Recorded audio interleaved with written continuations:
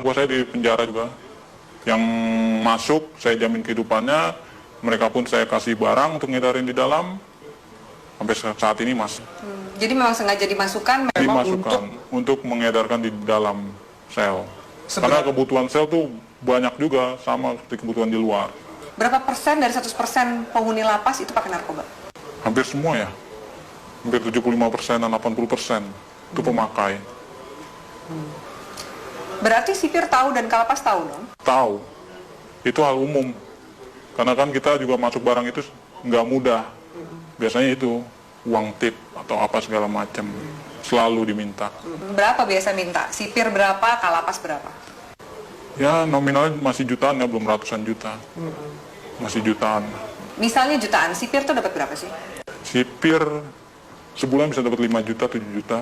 Tergantung kita bawa masuk barangnya berapa banyak. Oh barangnya sekian ya tinggal di itu aja proses. Kalau kalapas dapat berapa sih? Kalapas dia puluhan ya, puluhan juta. Yang paling banyak demand-nya itu di penjara mana? Cipinang.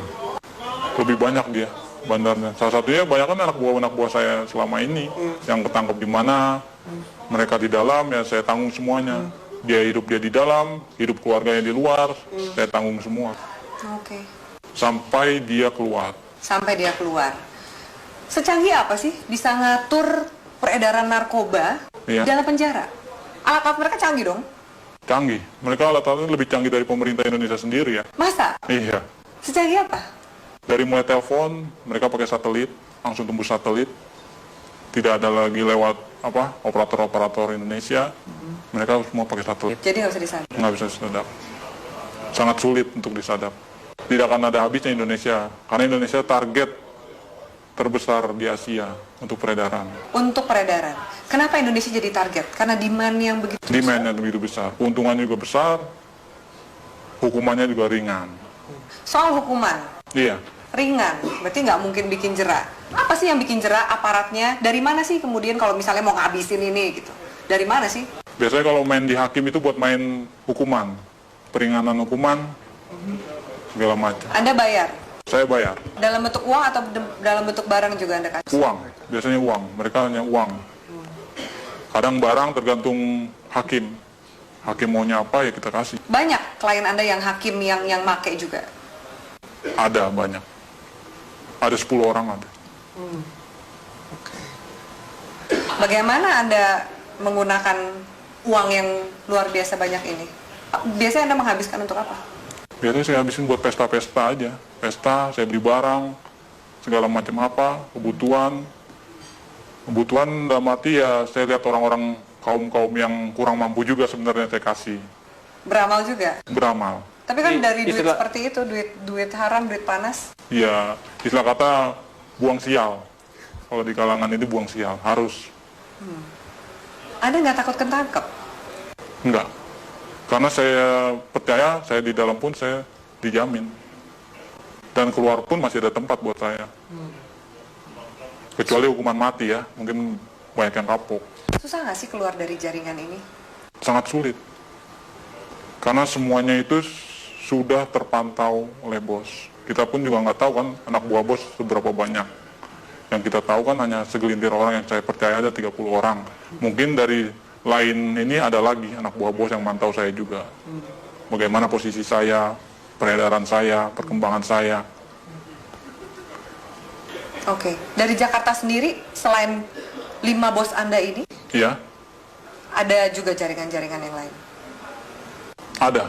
Banyak. Di Jakarta aja ada sekitar 50 jaringan. Yang saya tahu 50 jaringan, mungkin lebih.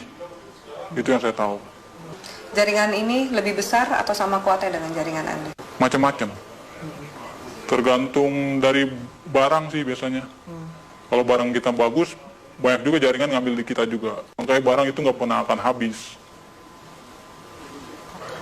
Tidak akan pernah habis di Indonesia. Walaupun mereka menangkap, menyita segala macam berapa ribuan ton, ratusan kiloton, itu nggak akan pernah habis.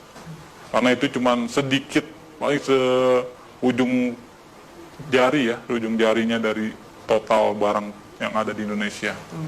Kalau BNN sendiri, gimana Anda sebagai bandar ngelihat BNN? BNN saya lihat sih Untuk saat ini tergantung orang-orangnya sih, BNN juga.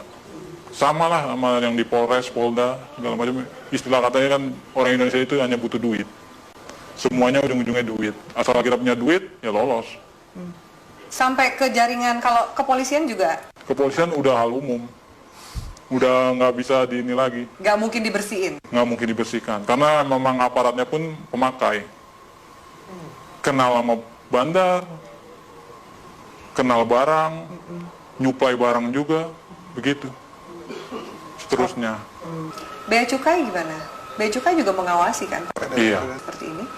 Bea Cukai ada permainan juga. Makanya kita di Bea Cukai itu ada sekitar 5 orang kita pegang di sana. Untuk tiap ininya. Apa peran 5 orang di Bea Cukai ini? Meloloskan barang. Meloloskan barang. Jadi ada pengiriman juga. Pengiriman barang, pengeluaran keluar barang, itu semua lewat dari mereka ini, 5 orang ini. Oke. Anda punya berapa rekening? Ada 10 lebih. 10 lebih. Kurang lebih satu rekening isinya berapa sih? Tergantung ya, ada yang 1 miliar, ada yang 800, ada yang 750. Paling kecil ya sekitar 250 juta. Anda nggak takut kelacak oleh PPATK nih? Wah, enggak ya, itu nama rekeningnya udah beda-beda. Ada panggilan untuk berhenti dari dunia hitam ini? Belum ada. Saya masih menikmati sampai sekarang karena keuntungannya lumayan. Bukan lumayan lagi ya, mungkin kalau Mbak sendiri mungkin akan tergiur dengan hasilnya. Yakin kamu? Yakin sekali. Masa? Iya, benar. Belum ada panggilan untuk tobat berarti? Belum. Masih menikmati. Mau sampai kapan? Sampai seterusnya mungkin ya. Sampai tunggu panggilan. Orang tua Anda nggak curiga? Tidak ada yang tahu. Teman-teman kecil pun nggak ada yang tahu. Semuanya saya dan kawan saya yang baik saya kenal saja tahu. Apa enaknya punya uang banyak tapi harus bersikap seperti biasa-biasa dan sembunyi dari semua orang? Itu ya konsekuensi. Karena kalau kita terlalu vulgar pun orang akan mencolok. Ini anak kerjanya apa tapi menghasilkan segala macam, itu malah bakal menimbulkan kecurigaan. Baik dari orang tua, saudara, bahkan lain-lainnya bakalan imbasnya ya penyelidikan dan penangkapan. Apakah jaringan narkoba ini juga masuk ke istana? Istana sebagian ya udah masuk. Lewat mana? Itu organisasi lain. Kita belum bisa sampai masuk ke sana. Mungkin ya organisasi ini lebih kuat dari yang bos saya punya. Itu sudah masuk Ke istana? ke istana. Oke. Transaksinya besar? Tetaplah bersama kami di Metro Malam pemirsa, karena setelah jeda pariwara berikut, Metro Malam masih akan kembali dengan sejumlah informasi.